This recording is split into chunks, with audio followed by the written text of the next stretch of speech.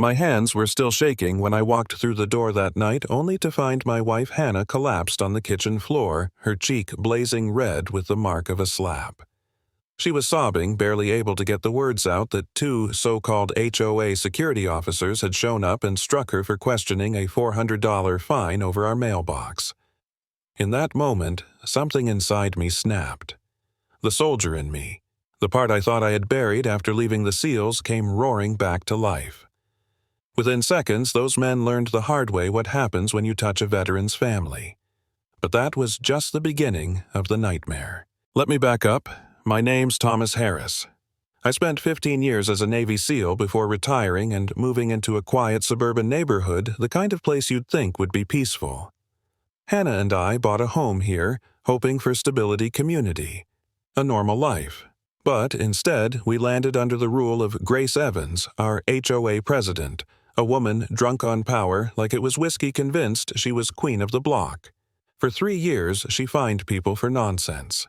6 inches too close to the street. That's $400. Paint a fence, the wrong shade of white, that's $300. Most people grumbled and paid up. Not Hannah. See, my wife's got a background in corporate litigation, and she doesn't back down from bullies. One Tuesday night at the community center, packed with 40 neighbors stuffed into metal chairs, Hannah stood up while Grace was rattling off new violations. Grace looked smug, like she was untouchable. Then Hannah pulled out the HOA bylaws, read aloud the part that clearly limited fines to $50 unless there was a hearing and 30 days' notice. The room went dead silent. You could hear Grace's coffee mug hit the table with a pathetic little clink, and for the first time her grip on the room slipped. Grace's face turned crimson, but instead of admitting defeat, she leaned into her throne. Some residents, she said with that icy smile, clearly need to be educated about respect for authority. That wasn't just a warning, it was a threat. We all felt it. The next afternoon, Hannah was outside watering the plants when 2 men walked up. They looked official enough: uniforms, clipboards, even badges that seemed real at first glance. Connor Mitchell and Brandon West. They claimed they were there because Grace had reported safety concerns. Hannah didn't buy it. She pulled out her phone to record them, and that's when Brandon blocked her camera moving like he'd rehearsed it. Then Connor leaned in, calm as can be, and slapped her. "Respect for authority isn't optional in this community," he said. Then they walked away like nothing happened, leaving my wife in tears. That's when I came home. Seeing Hannah broken like that, her face red, her voice shaking, something inside me went cold. I didn't shout. I didn't ask questions. I acted. Connor hit the ground with 1 punch. Brandon crumpled after an uppercut. It was over in less than 10 seconds. And, as I stood there, fists clenched, I noticed Grace watching from her window. She wasn't horrified. She was smiling. She picked up her phone, said something like, "Perfect." The military husband reacted exactly as predicted. That's when I knew. This wasn't random. It was a setup. Over the next few days, the noose tightened. Grace launched a smear campaign using an edited video that showed only me punching those men, leaving out the part where Hannah had been slapped first. Suddenly, I was painted as the unstable veteran who snapped in public. My security consulting contracts started dropping. 3 major clients gone within 48 hours. 60% of my income just like that. At night, I'd sit in my office staring at the empty calendar, wondering if I'd ruined everything. Maybe I'd overreacted. Maybe I was the problem.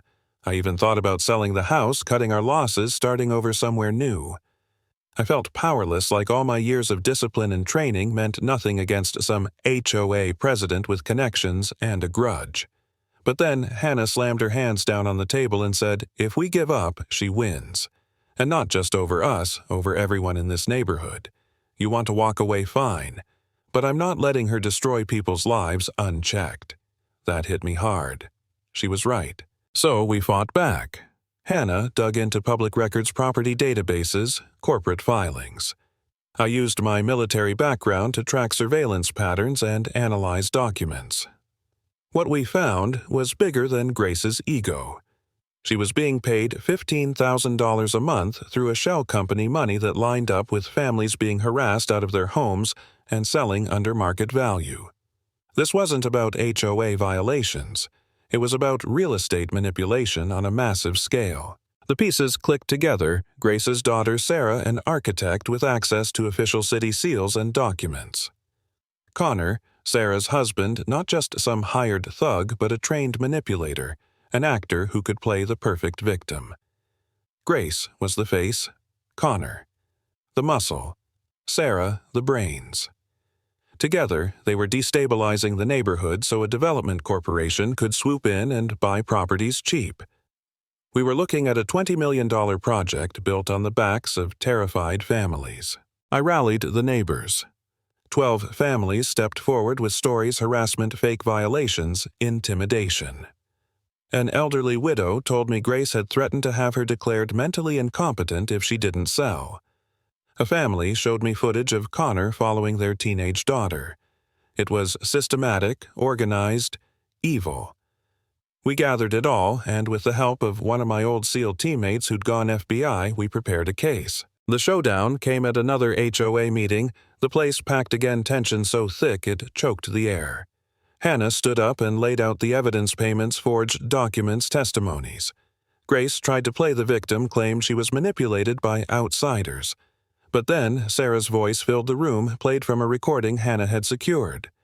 Sarah herself admitted the entire scheme: her firm, the development contract, the deadline for acquiring enough homes. The room erupted. Mrs. Patterson, that 83-year-old widow, stood up shaking with rage. Grace Evans threatened to steal my house after 42 years here. Don't you dare pretend you were protecting anyone but yourself. The neighbors, who'd been silent for years, suddenly had fire in their eyes. Grace lost control of the room completely. That's when Connor snapped. His victim mask tore away as he grabbed Hannah's arm, snarling, "You cost us $20 million. You destroyed my family's business." His face twisted, all pretense gone. Before he could hurt her, I stepped forward and drove my fist into his jaw. He dropped like a sack of bricks, sprawled on the floor, cameras rolling, the crowd roaring. "That's what you get for hitting his wife," someone shouted, and the whole room cheered.